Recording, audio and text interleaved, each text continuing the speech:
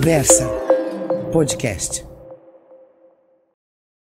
Bom dia, boa tarde ou boa noite, dependendo do horário que você nos acompanha aqui. Mais uma edição do Versa ou de videocast. Hoje eu estou sem o meu amigo Renato Opsblum aqui. Por outro lado, eu estou com um grande amigo e hoje não seria diferente, né? Sempre com pessoas e convidados muito especiais. Tenho a honra de receber aqui um querido amigo, um professor de todos nós, né? Uma das figuras mais influentes, não só no direito, mas na literatura. É um erudito. A gente começa a conversar e vai embora e a gente vai saber disso aqui hoje. Agora eu tenho a alegria de receber, então, o professor Regis Fernandes de Oliveira. Só para dar uma palhinha, então, o Regis é uma das poucas figuras que eu conheci que já passaram pelos poderes executivo, legislativo e judiciário. E também agora a gente vai acrescentar aqui tantas coisas que o Regis tem feito. Regis, muito bem-vindo, uma alegria, viu? Muito receber obrigado, você aqui Ricardo. para um bate-papo. A alegria é minha em te rever e para cuidar, para tratar de diversos assuntos aí que nós vamos mencionar e analisar, mas muito obrigado pelo convite para estar aqui com você. Pena que o nosso querido Renato não pôde vir. Mas já fica aqui, olha, de público, o Regis vai voltar para um outro programa, até porque tem tanta coisa para falar com o Regis que não seria suficiente mesmo aqui num programa. Então, prazer meu. Quando convidado, estarei presente. Muito bom, né? Bom, eu falei, Regis, que você passou pelos 3 poderes, né? Eu queria que você falasse rapidamente um pouquinho da sua trajetória, né? Você é professor da USP, titular da USP, Direito Financeiro. Aliás, deixa eu aproveitar. Ele trouxe aqui, olha, além de tudo, ainda somos presenteados. Esse é um clássico, né? Um livro, curso de Direito Financeiro, acho que todos conhecem esse trabalho do Regis, é um clássico da editora Fórum, 9ª edição já, mas não só, eu vou falando ao longo aqui do nosso bate-papo, mas ele trouxe também, olha, esse aqui é um clássico também, acho que muita gente, inclusive nós comentamos no outro programa, o Direito na Bíblia, ele vai falar um pouquinho desse trabalho. Esse que eu ainda não conhecia, mas já é fruto das palestras do Regis também, As Emoções e o Direito, vamos saber disso. Esse aqui que a gente conversou nos bastidores aqui, espetacular, um livro que fala das mulheres, das desigualdades sociais, e ele faz uma linha no tempo com as principais personalidades, mulheres, né, grandiosas na história, e vai falar um pouquinho também. E depois a gente vai fechar ainda com o mundo de Spinoza. Bom, Regis, é muita coisa, você tem uma produção grande. Bom, desde cedo eu me entusiasmei pelo direito, né? Então, meu pai era advogado, morreu muito cedo, eu tinha 11 anos quando ele morreu. E aí, mas eu já fuçava nos livros dele, dava olhada, né? Embora de pouca idade e tal. Aquilo ficou na minha memória, né? Aí minha primeira pretensão era ir para a diplomacia. Não deu certo. Por quê? Porque a diplomacia, a escola Rio Branco só existia no Rio de Janeiro e eu não tinha nenhuma condição para ir para o Rio de Janeiro. Eu trabalhava aqui, eu era escrevente de cartório judicial. E então afastei desde logo essa ideia de ir para o Rio, não tinha condição de me sustentar lá. Fiquei por aqui, trabalhei aqui no Fórum João Mendes durante 7 anos. Fui para a Justiça Federal, quando veio a Federal, pela Lei 5.010, veio a instalação da Justiça Federal e eu fui para a Federal. Eles deram opção, quem trabalhava na Justiça, na Vara de Fazenda Nacional, tinha opção para ir para a Justiça Federal. Aí eu fui para a Federal e trabalhei lá com gente fantástica, muito interessante, embora sem muito conteúdo jurídico, porque todos eles foram nomeados por decreto do presidente da República, sem concurso público. Todos os juízes foram nomeados lá, mas tinha gente muito boa nesse meio. Comecei lá e fiz concurso, fui para juiz, passei no primeiro concurso que fiz, passei em 3º lugar, fiz minha carreira pelo interior, fui juiz de São Bernardo, depois fui para Junquerópolis, Garça e voltei para São Paulo. Aí comecei voltei para o João Mendes, de minha casa de origem, né? E ali fiquei durante um tempo, fui para o primeiro Tribunal de Alçada e Tribunal de Justiça. Fui a desembargador. Na época, o Tribunal de Alçada ainda era juiz do Tribunal de Alçada. Era juiz ainda, depois não tinha o rótulo de desembargador. Era juiz, fiquei lá no Alçada 7 anos, ali no pátio do colégio, e fui a desembargador. Fui a desembargador, estava 3 anos e pouco como desembargador, completei meu tempo de serviço. Falei, bom, saio, não saio, vou fazer o quê? Preferi sair da magistratura, embora tivesse toda uma carreira imensa ainda ali, eu tinha anos e anos para ficar ali, mas resolvi sair e me candidatei a deputado federal. Logo de cara fui eleito. Eu era desembargador num dia, num ano, deputado federal no ano seguinte. Isso, na minha cabeça, foi uma transformação gigante, né? Por quê? Porque as funções são muito diferentes. O juiz julga, não se mete com mais nada, pelo menos é como eu imagino o juiz. Hoje está um pouquinho diferente isso, né?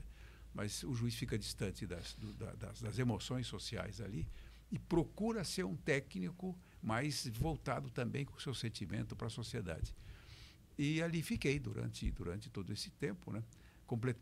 Completado o tempo, eu então me candidatei a deputado federal pelo PSDB na época e fui eleito.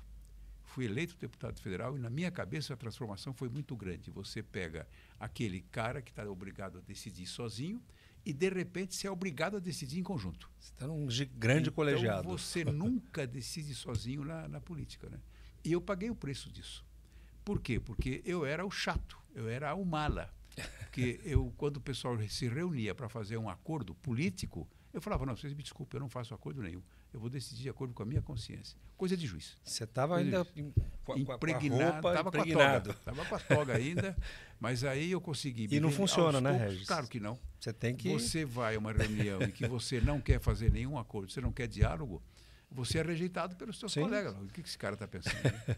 E aí, então, foi isso que aconteceu. Os colegas passaram a se afastar e não me convocavam mais para reunião nenhuma. Então, fiquei um cara meio fora do esquadro. Aí, claro, eu comecei a entender que os acordos não eram acordos ruins, acordos desonestos, não.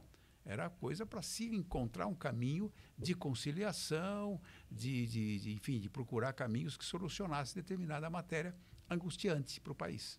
E aí eu fui me habituando a isso, até que, enfim, entrei no esquema de, bom, vamos conversar, vamos dialogar, no bom sentido, claro, arrumando caminhos de solução. Então, fiquei lá, fui dois mandatos como juiz, depois como parlamentar, como deputado.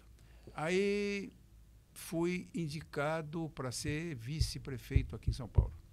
O candidato a prefeito infelizmente, foi um desastre. Foi eleito, mas foi um desastre. Eu era o vice. Eu rompi com o prefeito em meses de carreira. Eu fui secretário de Educação durante 5 ou 6 meses, mas rompi com ele, porque já vi que não daria certo. Né? Era o Celso Pitta. Sim. Não daria certo, me afastei, rompi com ele. Eu era o secretário, ele me tirou da secretaria com força militar, me tirou com a secretaria. Aí eu pedi a suspensão dos meus vencimentos, se eu não ia trabalhar, não podia receber. E também, enfim, saí da prefeitura, fiquei fora. Eu era o vice-prefeito, mas sem nada, sem nenhuma atuação na prefeitura. Até que depois de muito tempo ele me chamou, pediu uma reconciliação, nos reconciliamos e eu terminei sendo o corregedor-geral do município. Mas também tivemos confrontos depois disso, né? Foi essa experiência ruim na prefeitura, na verdade, mas cheguei a ser o vice-prefeito, fui o prefeito durante um período. Enfim, então aí, as três etapas, né? Judiciário, legislativo e executivo.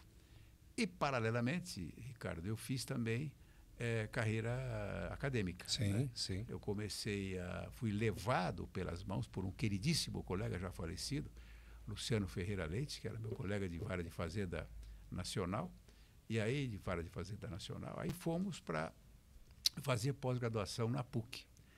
E eu tive a sorte de ter como orientador o professor Celso Antônio Bandeira de Mello, que ainda hoje está aqui vivo entre nós, brilhantíssimo, um homem espetacular. Enfim, aí fiz o mestrado, fiz o mestrado com ele, fiz o doutorado também na PUC. Aí com ele também, o doutorado? Também com ele, o doutorado. Aí houve o Geraldo Ataliba, que era um dos exponenciais do direito tributário, me chama para vir para a USP.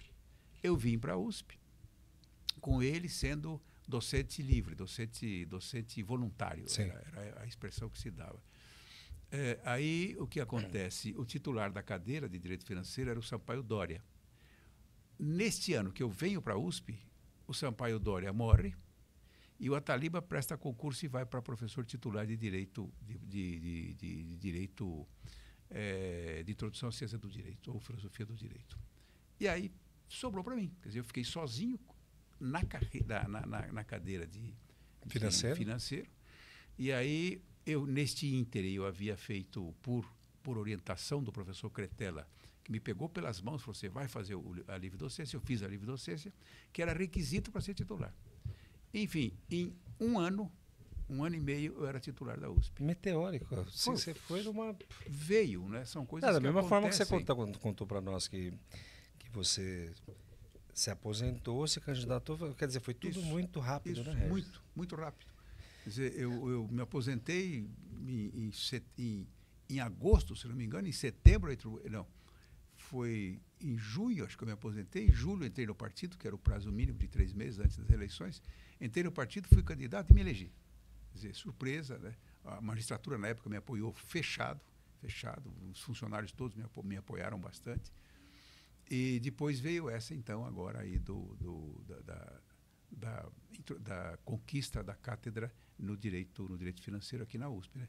Porque eu exercia a titularidade até pouco tempo, até uns 8, 10 anos atrás, quando fui obrigado a cair na compulsória, Teve 70 anos, saí, era 70 na época, saí, mas continuo dando aula lá junto ao professor Scaff, que me sucedeu na cadeira. E então toda segunda-feira a gente vai lá dar aula de pós-graduação, mas eu mudei um pouco o foco, sabe, do direito financeiro. Porque o direito financeiro não tinha nenhuma expressão quando eu comecei a estudar direito financeiro, tanto é que o professor de direito financeiro da época não era, né, o Dória, mas quem logo ajudando o Dória eram professores de direito bancário, na verdade. E na época, acho que assim, até hoje as faculdades não têm essa cadeira, né? Agora é obrigatório. Porque agora é financeiro agora é e tributário, né? Não tem relação. Não, mas agora houve uma resolução do MEC, por instância do professor Marcos Habran, do Rio de Janeiro, e agora é obrigatório. Está no eixo das disciplinas. Todas as faculdades têm que ter direito financeiro. Só que, claro, fundamental, demanda um tempo para... Pois é, porque o direito financeiro não era nada. O direito financeiro era um orçamento. Será que foi lá, Regis, que nasceu? Foi na USP? Ou em outras escolas? Porque nós tínhamos poucas escolas, né? A USP tinha uma faculdade do Ceará que tinha, e que eu me lembro era isso e mais nada. E talvez o Rio tinha, Minas também tinha, e só, e mais nada, né? Aí, agora não, agora é disciplina obrigatória. Mas, quando eu comecei a estudar direito financeiro, não tinha quase nada de material de estudo. Tinha o grande livro do Aleomar Balieiro, né, o Ciência das Finanças e o Direito Tributário, os dois, ele mexia com os dois. Tinha alguns autores que tratavam desse assunto também, mas não tinha literatura. Você não pegava ninguém. Alguns livros. Você começou a construir nessa época. Aí então, eu né? comecei a pensar num curso, porque não tinha nenhum curso de direito financeiro aqui. Então eu comecei a pensar num curso. Primeiramente, soltamos um manual de direito financeiro, junto com o professor Horvath e com a professora Cristina, que depois saíram. Eu fiquei sozinho na área, o Estevão continua, mas a Cristina saiu. E aí eu, então, comecei a produzir, fazer um comentário, até que fiz um curso. E esse curso, aqui, que tá hoje, que se não servir para nada, serve para matar barato, dado o volume que ele tem, né? São 1.100 páginas, que é a última edição, a nona edição. Eu já preparei a 10ª, com base na reforma tributária, né? E, enfim, e aí comecei a pensar em coisas diferentes, sabe, Ricardo? Nada de só o direito financeiro. Porque eu sempre entendi que o direito é plural. Ele não é... Ele interage, né? Ele interage com todos os áreas. ramos do conhecimento. Com filosofia, você que é o filósofo, com filosofia, com sociologia, com história, com tudo. Com arte. Com arte, né? Então, combinando com o professor Scaff, nós damos cursos lá bem diferentes. Nós já demos Direito e Arte, vamos voltar agora com Direito e Arte. Foi Direito e Literatura. A propósito, Regis, outros temas. Já fala para nós um pouquinho desse aqui, As Emoções e o Direito. Pois é. Que espetáculo, hein? O primeiro livro que eu dou na pós-graduação é um livro do Freud. Me fala, antes de você explicar, para você, o conceito de direito do Regis, porque a gente tem esses conceitos todos aí dos manuais e tudo, né? Que o direito é aquela...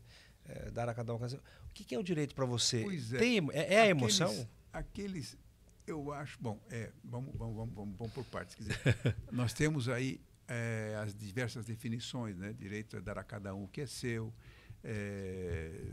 a respeitar as normas jurídicas, mas não é só isso, né? Dar a cada um o que é seu significa, eu posso perguntar o que é o meu. Então, para saber o que é o meu, eu tenho que saber quantas relações humanas isso envolve, quanto isso depende de terceiros, quanto isso depende da economia, quanto isso depende da educação, quanto isso depende da religião. Enfim, eu acho que essas áreas estão todas entrosadas, né? Então, eu não posso ter uma definição de direito simplesmente regra de comportamento, de conduta. Até porque etc. todas Não as dá pra definições fazer têm isso. subjetivismo, né? Você Claro. acaba não tendo E aí que está. O ser humano, um homem, é uma pessoa cheia de emoções. Ele não é alguém que isento de qualquer emoção. Não, ao contrário. Vamos pensar um pouquinho lá na antiguidade, né? No começo do homem primitivo. Ele não tinha regra nenhuma, ele tinha emoções só. Né? E sensações, né? E aí vem os psicólogos, né? Os psicanalistas, e dizem: o direito e a civilização nascem com a repressão. Essa é a frase famosa do Freud. O direito nasce com a repressão. Isso ele tem num livro chamado... como é que é o livro dele? O primeiro livro que eu dou na faculdade, na pós-graduação, é esse. Tem que ter a leitura obrigatória. Não é Mal-Estar na Civilização. Mal-Estar na Civilização é sobre a religião. Mas é qualquer coisa sobre civilização. Acho que é Mal-Estar na Civilização. Acho que é. Mal-Estar na Civilização. É esse mesmo. Então, logo de cara, numa das frases, ele fala assim: o direito começa com a repressão. E depois, Marcuse, que é da escola de Frankfurt e também seguidor de Freud, vai dizer: a civilização começa com a repressão aos instintos. Então, se você deixa cada um fazer o que quer, você não tem ordem, você tem o caos, você não tem nenhuma disciplina de comportamento, nem nada. Então, você tem que ter as regras jurídicas para reprimir as emoções, para reprimir os instintos, para reprimir os instintos que o homem tem desde a sua origem. Ele nasce com instinto, ele não nasce com regra, ele nasce com instinto. E a partir daí, então, eu comecei a pensar, né, como é que as emoções nos dirigem. E eu li textos notáveis, textos excepcionais que eu tenho aqui nesse texto. A primeira frase que está aqui já é uma frase bastante significativa, né? Eu analiso aqui o apolíneo e o dionisíaco em Nietzsche, analiso as paixões de Shakespeare na ópera, blá, blá, blá, blá, e vai por aí afora. E o meu queridíssimo Spinoza, né? Depois nós vamos cuidar dele também. Mas aí vem o primeiro tema que se cuida é de David Hume. Ele diz aqui, olha, merece ser lida essa frase: nada é mais comum na filosofia e mesmo na vida corrente que falar no combate entre a paixão e a razão, dar preferência à razão e afirmar que os homens só são virtuosos quando se conformam aos seus preceitos. Afirma-se que toda criatura racional é obrigada a regular suas ações pela razão. Procurarei provar, primeiramente, veja o que ele diz aqui, que a razão sozinha não pode nunca ser motivo para uma ação de vontade. E, em segundo lugar, que nunca poderia se opor à paixão na direção da vontade. Uau. Então, Olha que esta reflexão. frase é central no livro, foi a frase que me convenceu realmente a pensar o homem como um ser emocional. Né? E aí eu comecei a procurar escritos no mundo todo. Tem um livro chamado Homo Emóticos, na Espanha. E comecei a procurar psicologia, psicanálise, né? E cheguei à conclusão que realmente o que nos move é a emoção. Então nós temos dois pontos que influenciam o nosso interior. Né? Um que é uma ação que a gente quer fazer boa, e outra que a gente quer fazer errada. Né? E aí o Spinoza analisa isso dizendo que há uma paixão negativa e as paixões positivas. E a grande luta nossa da liberdade é eliminar as paixões negativas pelas positivas. Essa é a luta que tem para se ter liberdade. E se eu tiver a domínio das paixões negativas, eu não tenho a liberdade. Né? E também ele faz um confronto entre a esperança e o medo. E isso serve muito para analisar. Eu analisei ainda que de passagem, a corrupção por aí. Quer dizer, se você tem medo de ser pego, você não se corrompe, você não vai pegar o dinheiro que te é oferecido. Se você confia que não vai acontecer, se você tem medo, você não vai fazer. Mas se você confia que você vai superar isso, você arrisca e vai fazer, vai entrar na corrupção. Então, e tudo isso aí está dentro do homem. Está no que o Freud chama de id. Né? Tudo isso aqui está em evolução. Vem na linha de produção, já nasce com o homem, né? Já nasce com o homem. É composto da condição humana. Isso, é composto da condição humana. E ele, então, tenta jogar isso. Ele quer fazer o que ele quer. O homem é que nem um animal. Nós somos um animal racional, mas somos um animal. E, na época na época romana, né, se dizia, da época grega, aliás, se dizia do centauro Quiron, que era a força, mas ele tinha a inteligência, e ele que educava, ele educou Ulisses para ter toda a esperteza, né? E outros tantos que ele educou.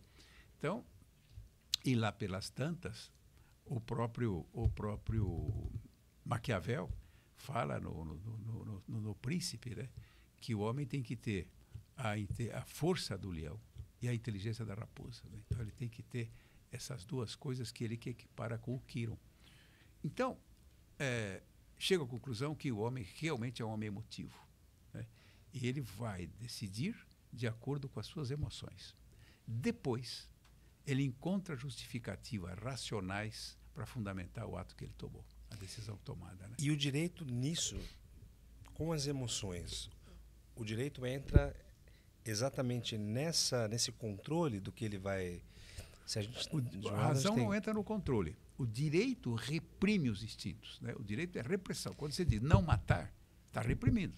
Porque a consciência fala também, quando uma pessoa age de forma indigna, claro, ela deita, o travesseiro conversa com ela, fala, pera lá, mas a consciência vai dizer o que ele fez de errado. A emoção está agindo, a emoção boa está agindo. E o direito não estaria aí nesse gatilho da emoção, quando fala, olha, você não devia ter feito isso.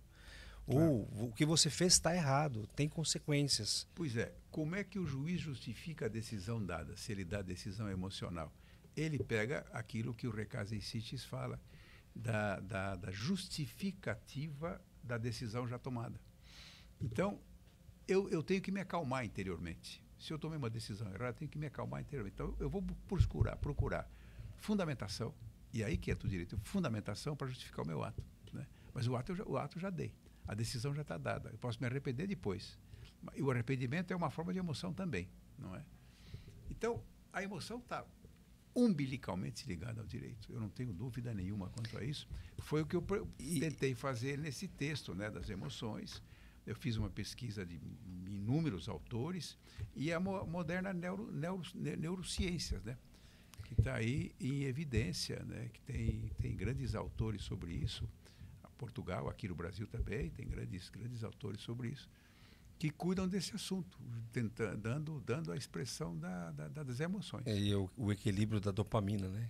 As emoções, claro, e a dopamina em doses, né, homeopáticas, claro, que é o que o homem busca o tempo inteiro, ter uma sensação de bem-estar. Você tem as orientações dos teus maiores, né, a própria religião. Imagina, a religião é fundamentalmente emoção. Total. Você acredita em alguma coisa que você nunca viu e nem vai ver, suponho. Mas você acredita. Fé você não discute. Fé é emoção pura. E o id freudiano, eu prefiro uma linguagem mais moderna, ela fala no id freudiano, que ele está ali em ebulição a todo instante. Você pega casos, por exemplo, incríveis, né, de uma pessoa que é tranquilo, sossegado, de repente mata 30, pega aí a arma lá nos Estados Unidos, pega a arma toda. Agora mesmo aqui, tivemos aqui recentemente no Brasil também. Então, você não controla isso. Você não controla. Então, como você não controla, você tem que reprimir. E você reprime através de quê? Aí é o direito. Então, o direito é a repressão dos instintos.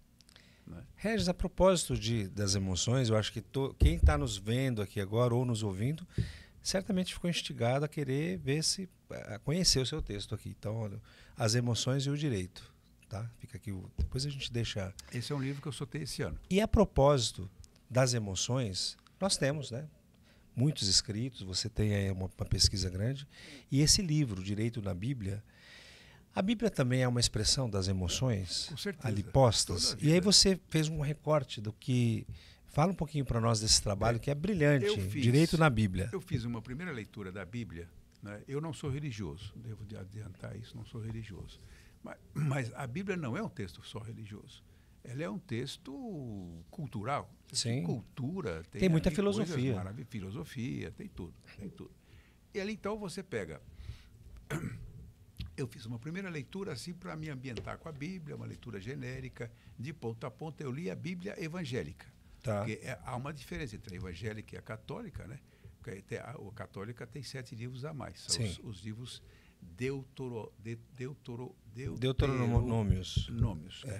Então tem mais 7 livros a mais, que não tem na Bíblia evangélica. Isso por razões históricas, né? Isso por razões históricas lá. Atanásio, que foi um dos bispos da época, em 300 e pouco, ele disse, esses livros, esse aqui, esses livros são autênticos, o resto deixa de lado. E até hoje perdura isso. Bom, então eu fiz uma primeira leitura, aí eu falei, bom, aqui tem muito direito, aqui tem tudo de direito aqui, né? E comecei a estudar a Bíblia sob a ótica do direito. Bom, então quais são as normas que aqui tem?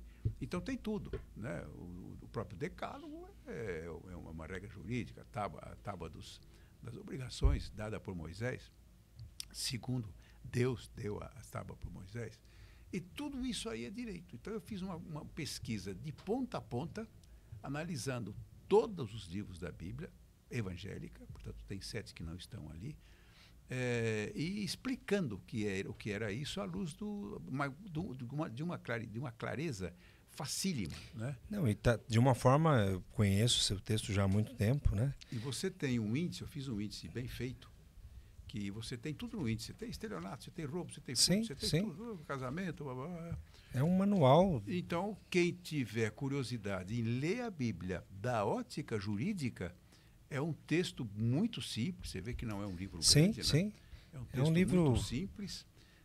E tem todo o direito, está todo aí, né? Que foram ordens. Quer ver? Eu vou só para dar um exemplo. Fundação do Juizado de Pequenas Causas, né? Em 9.099. Moisés pegou o seu povo, tirou lá do Egito e foi levando o povo pelo deserto, até a abertura do Mar Vermelho, aquela história toda. Mas lá pelas tantas, o Arão não, era o sogro dele, está me faltando o nome agora aqui. O Arão era o irmão dele que era o sacerdote. Mas o sogro dele vira-se para ele e fala assim, você está se matando, você conduz esse povo todo, você fica buscando todas as soluções para isso e ainda decide as causas deles, né? Falou, faz o seguinte, designe aí algumas pessoas que vão decidir as pequenas causas. Olha isso, já tinha lá Juizado de pequenas causas nascido na Bíblia, né? Apenas para um exemplo, para deixar claro o que está dentro da Bíblia, né? É muito interessante, tem direito de monte aí. Não, eu diria que até pegando Jesus Cristo como um personagem também, as primeiras lições de direitos humanos a gente vem dos ditos dele. Claro. Então a gente tem ali... depois você tem o julgamento dele, né? Exato. Precisa de advogado, não precisa de advogado. Aí você se houve uma acusação, se não houve. Você tem um rito já, né? Rito de uma sequência de atos ali que comparando com os dias de hoje, são os recursos, são e o que a gente vê também de injusto, né? Então, a história se repete, né? Toda a Bíblia tem toda. E o Alcorão também, hein? Eu tentei fazer uma pesquisa sobre o Alcorão também, comecei a fazer, mas depois desanimei. Era muito extenso, eu falei, não, deixa para lá, já fiz da Bíblia, tá bom demais, né? Mas o Alcorão é a mesma coisa. Mas vale a pena. Eu não sei se esse livro está disponível, mas olha... Isso não tem para venda. É uma pena. Não tem para venda. Mas aí eu fiz fica aqui um insight para pensar, quem sabe, Regis, de fazer uma edição. Eu mandei para uma editora agora. Porque, olha, é um texto que seguramente precisaria estar disponível, que é muito interessante. Mas não tem. Essa edição me deu muito de sabor aí, eu tive que entrar com ação contra o editor, mas isso já está superado. Mas você sabe que é um texto que eu diria a você que ele já deveria ser de domínio público, até no sentido de... Né, não, porque é muito Mas interessante. quando você mostra isso para evangélicos, eles ficam doidos, eles querem ter de todo jeito. Eu dei muito livro. Isso aqui é uma coisa de interesse para todas as pessoas, independente de religião. Né? Você tem aqui, e de uma forma didática mesmo. Olha, você abre aqui quando você fala do Esdras, aí você fala Salmos. Ó, você tem uma explicação. E é uma página. Ó, tá vendo? Aqui, ó, não sei se dá para pegar, olha. Provérbios. Tá muito gostoso, muito tranquilo. É tranquilo. Regis, seguindo, é que tem tanta coisa bacana que você produziu, que você faz, né? E aí, esse aqui realmente eu não conhecia ainda. Você fala das mulheres, né? As desigualdades sociais, aliás, fazendo aí um recorte, né, de temas, né? É um assunto que desde a questão das minorias, mulher é vulnerável por ser mulher, né? Claro. A gente ela já tem essa condição de vulnerabilidade por ser mulher. Então, tanto que nós temos ali Maria da Penha, e tantas a coisas tem que... muita culpa nisso. Tem, né? Tem isso vem já, né, Regis?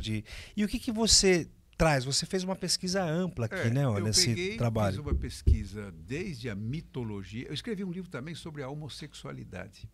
E nesse livro de homossexualidade eu fiz uma pesquisa gigantesca sobre a mitologia, o que a mitologia entendia disso. E entendi que também é algo que vem, tem muita questão da religião. Absolutamente normal, sempre houve, sempre existiu, e é um dos desiguais na sociedade, ainda hoje é um dos desiguais. E nesse assunto das desigualdades, né, não só o pobre, o coitado que está desamparado pelo Estado, os negros, os homossexuais, tudo isso aí estão críticas do Estado. Né? E a mulher também. A mulher durante muito tempo sofreu, até que eu comecei a fazer uma pesquisa, então, sobre toda a antiguidade, né? Veio lá de Grécia, Roma, Egito, tudo. E teve mulheres monumentais, né? que brigaram por isso. Né? Então, você tem, veja, Safo de Lesbos, por exemplo, onde vem o lesbianismo, né? Safo, dizem que ela tinha amante. Hipátia e tal.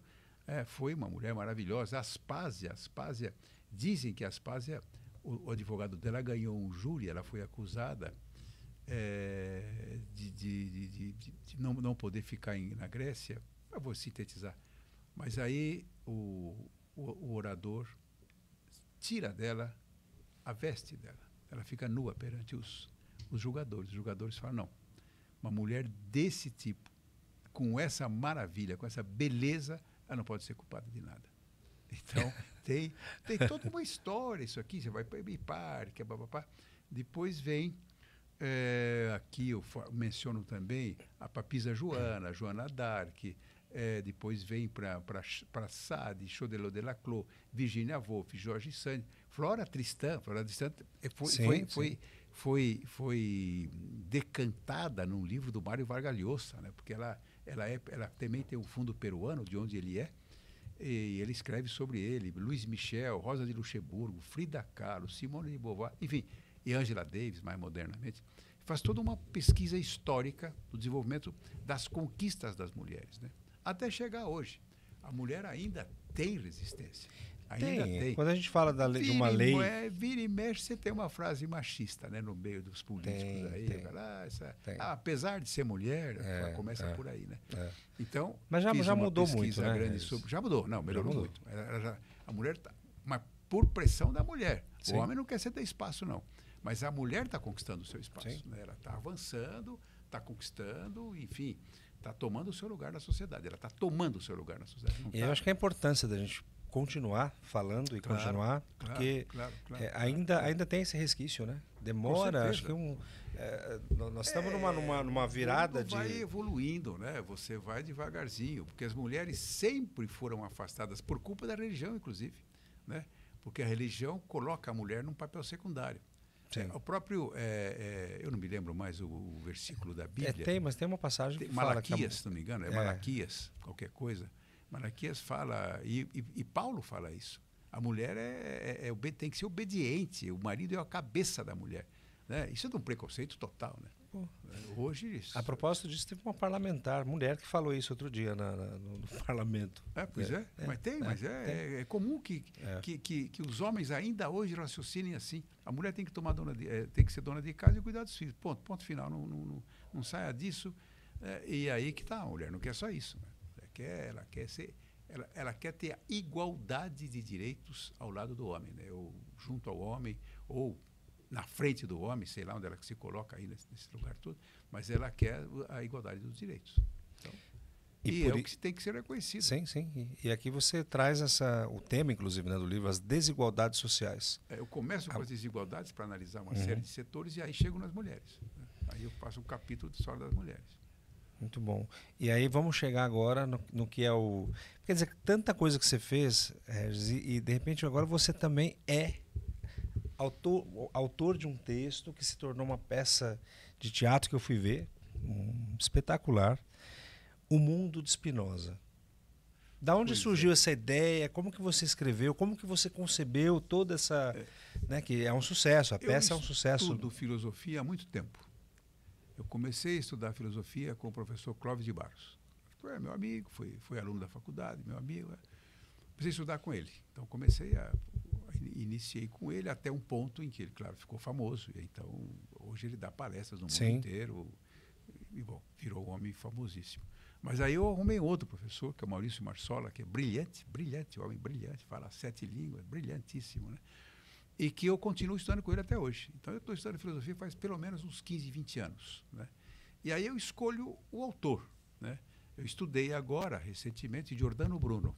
Sim. E já saiu uma peça, já escrevi uma peça sobre Giordano Bruno. Queremos saber disso também.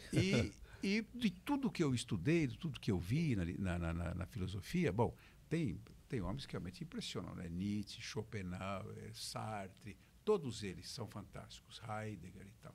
Mas de tudo que mais me impressionou foi Spinoza. Então, eu li a teologia política do Spinoza e teologia político-jurídica. E depois, o livro principal dele, tá me faltando, Ética. A Ética de Spinoza. Bom, então, esses 2 livros são monumentais. Monumentais. Tem que ser lidos de joelho, né? Tem que ser lidos de joelho. E aí me veio a ideia de escrever, para traduzir isso para a grande massa, né, eu precisaria escrever sobre o Spinoza. Mas aí eu não iria escrever jamais uma obra de filosofia sobre Spinoza. Por quê? Porque a Marilena Chauí já escreveu sobre Spinoza. Sim. Então, coitadinho de mim, fiquei desse tamanhozinho, perto da Marilena, que é a nossa brilhante filósofa aí, né? Textos notáveis que ela tem. Aí eu falei, não, então... E ela foi assistir a peça, ela esteve na peça. Então eu falei, não vou escrever nada sobre Spinoza. Escrevi uma peça de teatro sobre Spinoza, pronto. Aí me veio a ideia, eu comecei a imaginar o Spinoza como é que eu poderia redigir, eu nunca tinha redigido uma peça, né? E comecei a bolar como é que eu poderia transmitir a filosofia de Spinoza num palco, né? De compreensão para todos, de fácil compreensão. E acho que consegui. Conseguiu. Consegui fazer isso. E, a partir daí, nós conseguimos, vamos pôr no palco. Como é que a gente faz? Veio um diretor que virou meu amigo hoje, que é o Luiz Amorim. E aí nós começamos a ver como é que faria isso para pôr no palco. Bom, e foi sensacional. O Amorim deu uma visão bem moderna. Ele põe, veja só, isso pode estranhar um pouco quem está nos assistindo, ouvindo, que bom, ele pôs Spinoza tocando guitarra. Aí no começo eu olhei e falei, bom, mas peraí, Spinoza tocando guitarra, né? Só que tem a explicação. Ele quis trazer o pensamento do Spinoza para hoje, né? Então, o Spinoza tocando guitarra significa, olha, estou presente hoje, o pensamento é atual. Não é um pensamento superado nem antigo. E realmente não é, né? É um pensamento que depois foi repetido. E todos eles, próprio Einstein, quando perguntaram a ele se ele acreditava em Deus, ele falou, eu acredito em Deus, no Deus de Spinoza. Então, isso aí alavancou mais ainda o upgrade aí que o Spinoza precisava para ser conhecido, né? E realmente ele disse que não há um Deus antropomorfo, né? Um Deus criador de tudo, blá, blá, blá, que Deus é a natureza.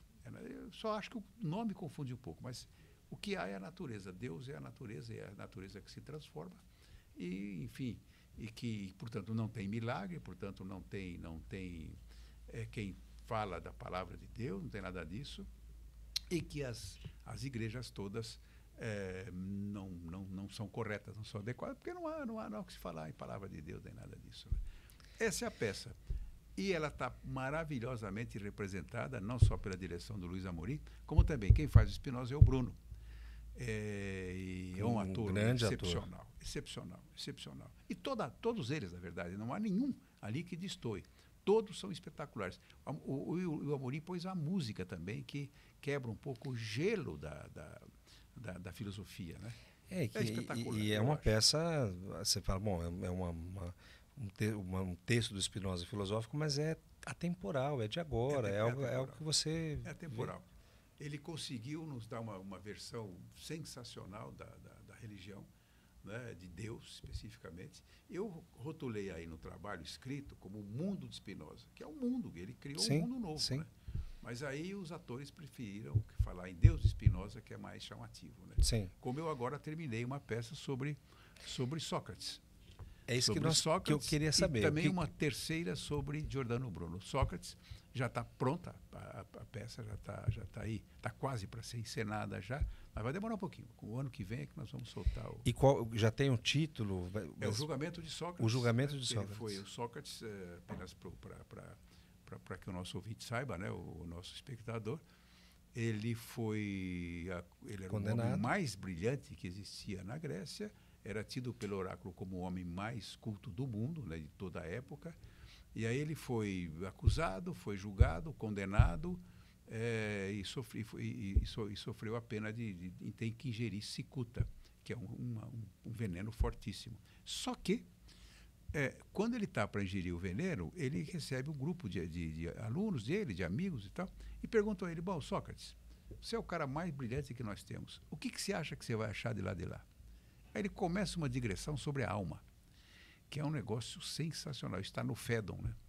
Então, é uma digressão monumental sobre a alma, sobre a reencarnação, sobre a transmigração da alma. E ele fala, a alma só pode ser explicada pela diversidade dos sentidos. Se a alma, como a alma não morre, ela sobe para o lugar de onde ela veio e ela volta. E ela, então, apanha um corpo físico para se encarnar, para reencarnar em alguém, né?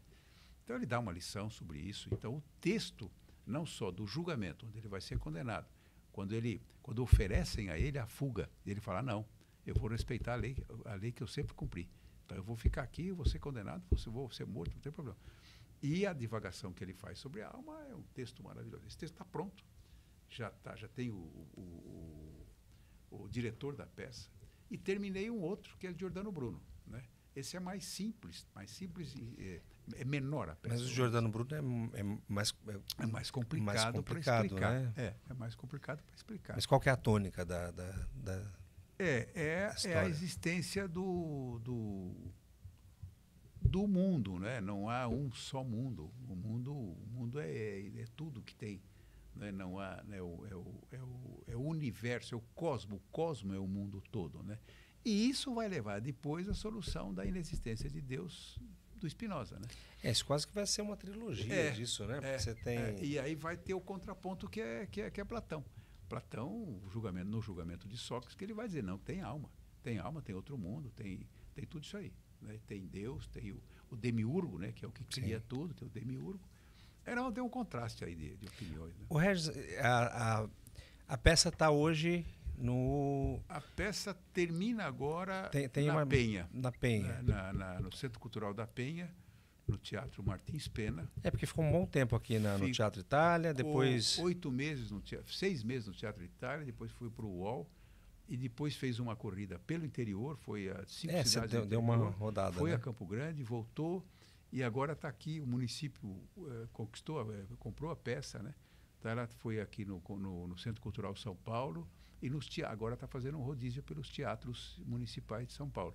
E vai acabar agora no Teatro da Penha, Teatro Martins Pena na Penha, nesse final de semana. Bom, quem está vendo o programa agora, nós estamos no mês de outubro ainda, dá tempo de pesquisar lá. É a última apresentação agora nesse final de semana. Então, tomara corram. que a casa esteja cheia. Não, cheia. estará. Quem O não ator viu vive deve do ver. aplauso. Quem O não ator viu deve vive de ver. aplauso, né? Sim. O ator quer o aplauso. Sim. E eu acho que eles merecem. Realmente Sim. um grupo excepcional. E é um trabalho que tem que que é feito com a alma, né, Regis? A gente está falando aqui de emoções, Claro, claro. é uma forma de colocar uma emoção que não é a real, mas é uma forma de... A interpretação em si, né? É uma arte que... Eles são fantásticos, esses autores, eu passei a conhecê-los de perto. São notáveis, são notáveis. Não sei como eles têm E aí você maior começou a conviver expressão, nesse né? bastidor, né? Do mundo artístico, né? Isso. Eu comecei a ir ver peças também, fui convidado para ver algumas peças, tenho alguns filhos de amigos meus que estão como atores aí, né? Tem uma prima que é atriz, até da Globo. Enfim, a gente passa a ter amizade com esse pessoal. E é um pessoal maravilhoso, espetacular. Sim, Posso te assegurar sim. isso. Pessoas muito cultas, né? Muito experientes. Claro.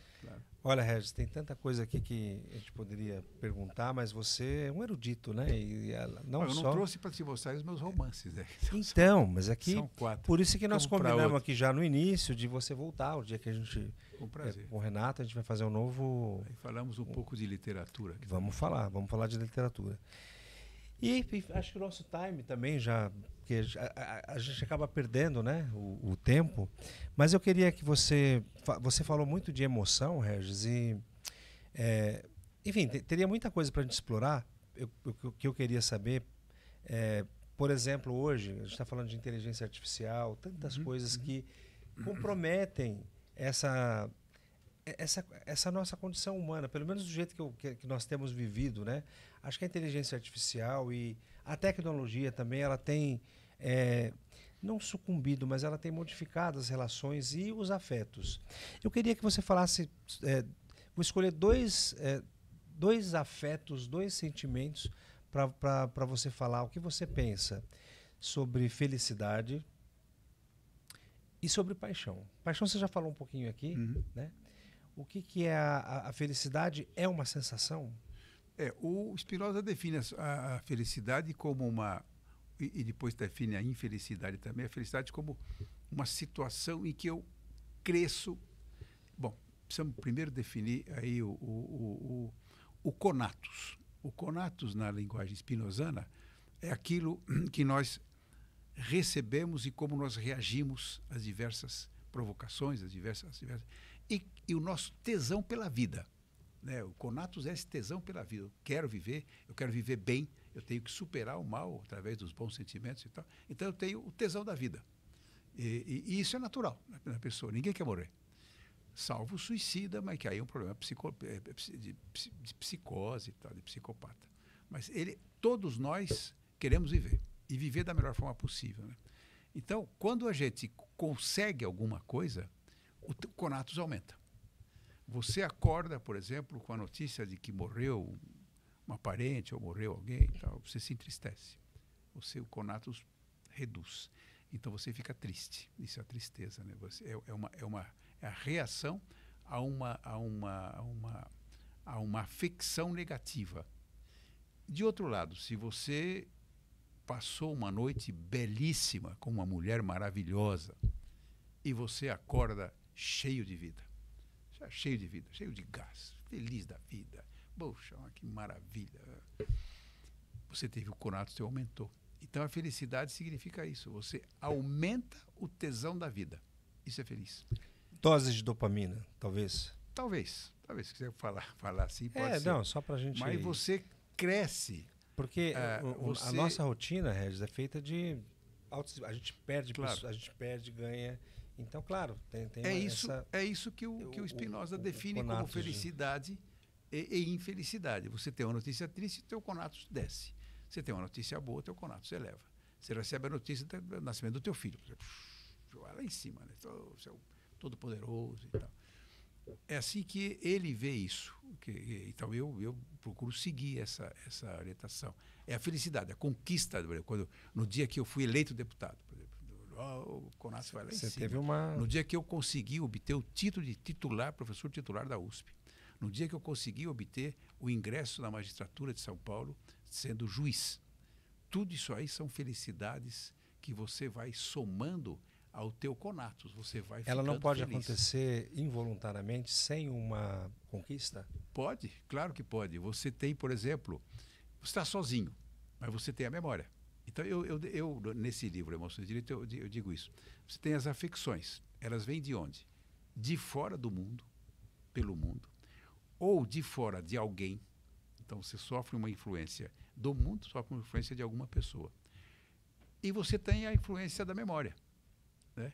Então, você está parado, sem fazer nada, e você se lembra do bom momento que você teve lá atrás. Você começa a sorrir. Ou fica triste. Você se entristece por força de lembrar fatos que já passados, fatos que nem dizem mais respeito de hoje, né?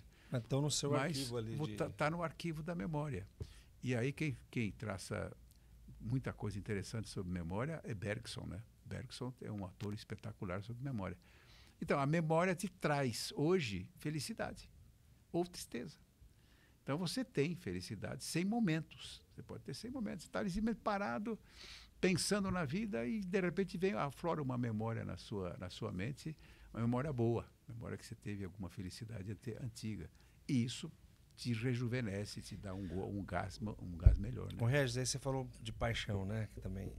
A paixão, ela é um estado que passa e ela, necessariamente, ela pode ser uma coisa boa ou ruim? Olha, quem entende do assunto, né, eu não sou um especialista nas reações humanas, mas que o psicólogo, o psicanalista e tal, eles dizem que a paixão ela é momentânea e profunda. Então você se apaixona, você fica doido com alguém, você quer fazer... E você tem o amor, que é a calmaria, né, que é o dia a dia. Então você ama alguém, mas você ama com tranquilidade. Já a paixão é vulcânica, né, ela explode, simplesmente ela eclode e tal, né? Paixão é isso, eu acho que é como você tem, o contraposto que é a ira, o ódio, né? Que é um sentimento ruim, um sentimento baixo, um sentimento negativo. E você tem aqui a paixão como um sentimento positivo. Então, eu sigo muito Spinoza, né? Ele diz que a busca da felicidade é exatamente essa, você fazer com que as emoções positivas anulem as negativas. E aí você vai abrindo o teu próprio caminho, você vai se sentindo uma pessoa boa, uma pessoa virtuosa, uma pessoa com uma série de características que vão anulando a tua parte negativa, de inveja, de ódio, de malquerença, etc, etc. Você vai fazer esse jogo, né? É por aí. Sensacional. E para finalizar mesmo, eu queria que você deixasse uma mensagem, principalmente para os jovens que estão nos vendo agora, em relação... uma mensagem sobre justiça e sobre... esse momento, talvez político, de tanta polarização, né? Que isso tudo é uma bobagem, né? No fim das contas, claro. Que as pessoas perdem tempo, perdem... Claro. Uma mensagem, você que é um homem que passou por tantas... a sua história, que é a sua narrativa, né? Inspiradora para muita gente que nos vê aqui. Uma mensagem sobre a justiça, Regis. Olha, primeiro eu diria que as pessoas têm que crer em alguma coisa. Tem que crer em alguma coisa positiva. Eu acho que a justiça, representada pelos tribunais, ela tem muito de positivo, mas ultimamente tem se desgastado muito. Tomado, primeiro, decisões que se arrastam no tempo, né? Esses dias peguei uma causa aí que está há 13 anos sem uma decisão de primeiro grau. Isso aí não se justifica, mas nós vamos ver por quê. Eu peguei a causa essa semana. Mas ainda há uma expectativa, há a crença na justiça, né? E a justiça tem que prevalecer sobre tudo e sobre todos. A justiça não é dar a cada um o que é seu, não. A justiça é restabelecer uma ordem jurídica lesada. Eu sempre digo, o judiciário tem a responsabilidade de recompor a ordem jurídica quando lesada, né? E nesse sentido, não só justiça feita pelos homens dentro do judiciário, mas a justiça social, a justiça da vida do dia a dia. Essa é a justiça mais importante que tem. Porque o homem só vai ter paz, vai ter tranquilidade, quando ele tiver reconhecimento da sua individualidade como ser humano.